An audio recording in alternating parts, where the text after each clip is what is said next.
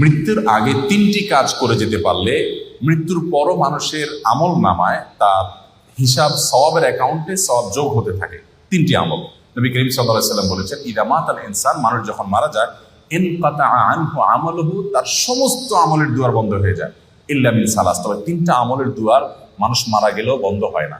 Number এক, কোনো মানুষ যখন মারা যায়, যদি সে কোনো উপকারী ইলম রেখে যেতে পারে, উপকারী জ্ঞান রেখে যেতে পারে, একজন মানুষকে কোনো একটা কিছু আপনি শেখালেন, কাউকে শিখতে সহযোগিতা করলেন, উদ্যোগী হলেন, তাকে শিক্ষা দিলেন, জ্ঞান দিলেন, সে আপনার শিক্ষা থেকে শিক্ষিত হয়ে, আপনার ইলম থেকে উপকৃত হয়ে সে তার জীবনকে আলোকিত করলো, অন্যদেরকে আলোকিত করলো, তো এই ধারা যতদিন চলতে থাকবে আপনি এটার প্রতিষ্ঠাতা এবং ফাউন্ডার হিসাবে আপনার আমলনামা আল্লাহ তাআলা সওয়াব দিতে থাকবেন।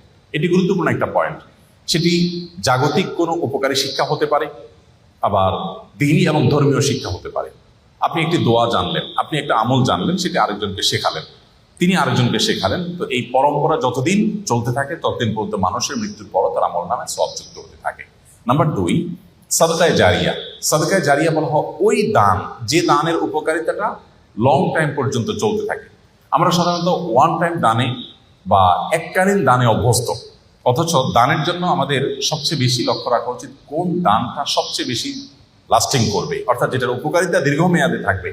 ধরুন আপনি একজন গরিবকে 200 টাকা দিয়ে দিলেন, 500 টাকা দিয়ে দিলেন, এর চেয়ে উত্তম তার জন্য এমন একটা ব্যবস্থা করে দিন যে সেখান থেকে দীর্ঘমেয়াদে তার উপকারিতা সে পেতে থাকবে। আপনি একটা বৃক্ষরোপণ করলেন, বৃক্ষরোপণ করা সেটা আপনার নিজের বাড়ির ছাদে হতে পারে, আপনার ব্যালকনিতে, বারান্দায় হতে পারে, আপনি একটা গাছ লাগালেন, একেবারেই জাগতিক একটা বিষয়। এই গাছের অক্সিজেন আপনি ভোগ করবেন, এর ফল ফসল আপনি ভোগ করবেন, বাট আপনি নিয়তটা যদি এটা করেন, নবী করিম সাল্লাল্লাহু আলাইহি সাল্লাম সাদকায়ে জারিয়া হিসেবে গাছ লাগাতে বলেছেন। তিনি বলেছেন, মা মিন মুসলিমিন ইয়াগরিসু গারসান আও ইয়াজরাউ যারআ, কোন মুসলমান যদি কোনো গাছ লাগায়, কোনো ফসল করে, এবং সেখান থেকে যদি কোনো পশু পাখি খায়, কোনো মানুষ খায়, কোনো পোকামাকড় খায়, কোনো কীট পতঙ্গ খায়, তাহলে তার সওয়াব পাবে।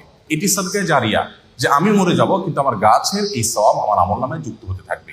আমি যদি 2-4-10,000 গাছ লাগিয়ে যেতে পারি, 200-400 গাছ লাগিয়ে যেতে পারি, তাহলে সেখান থেকে কিছু গাছও যদি টিকে যায়, এবং যতদিন টিকবে মানুষ অক্সিজেন পাবে, ছায়া পাবে, ফসল পাবে, ফল পাবে, মানুষের মৃত্যুর পর এই আমলটার সওয়াব যেতে থাকবে।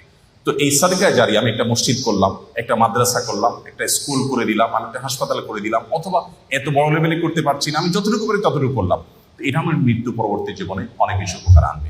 নাম্বার তিন, নেক সন্তান। সবচেয়ে বড় পয়েন্ট এটি যে আমাদের সন্তানদেরকে যদি আমরা আল্লাহমুখী করে যেতে পারি, আল্লাহর সাথে পরিচয় করে দিয়ে যেতে পারি, কোরআন এবং হাদিসের সাথে তাদের রিলেশন করে দিয়ে যেতে পারি, এই সন্তান যখন দোয়া করবে মৃত্যু পরবর্তী জীবনে সেটা উপকারে আসবে। নবী করিম সাল্লাল্লাহু আলাইহি ওয়াসাল্লাম বলেছেন, একজন জান্নাতীকে আল্লাহ তাআলা তার জান্নাতে যে স্টেজে তিনি আছেন, যে স্তরে আছেন, যে লেভেলে আছেন, সেখান থেকে হঠাৎ করে অনেক উপরে উঠাই দিবেন।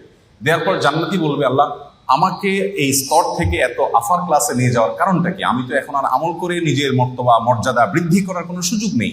তখন আল্লাহ তাআলা বলবেন, তুমি পৃথিবীতে যে সন্তান রেখে আসছো, সে তোমার জন্য যে দোয়া করেছে, তার প্রতিটি দোয়ার ফলশ্রুতিতে তোমার মর্যাদা এখানে বৃদ্ধি হচ্ছে। এই জন্য মানুষের নেক সন্তান বা সুসন্তান রেখে যেতে পারলে, তারা যদি মা বাবার জন্য দোয়া করে, সেটা অনেক বেশি উপকার আসে। আমরা আজকাল আমাদের মৃত আত্মীয় স্বজনের জন্য অন্যদের কাছে দোয়া চাই। অন্যদের কাছে দোয়া চাওয়া নিষেধ নয়, সেটা চাওয়া যেতে পারে, কিন্তু সবচেয়ে বড় কথা হলো সন্তান এবং পরিবারের সদস্যরা তারা দোয়া করবেন, এবং তাদের দোয়াতে যে নিষ্ঠা থাকবে, তাদের দোয়াতে যে ঐকান্তিকতা থাকবে, যে আন্তরিকতা থাকবে, সেটি অন্য 10 জনের দোয়াতে কখনোই আসবে না। সেই জায়গা থেকে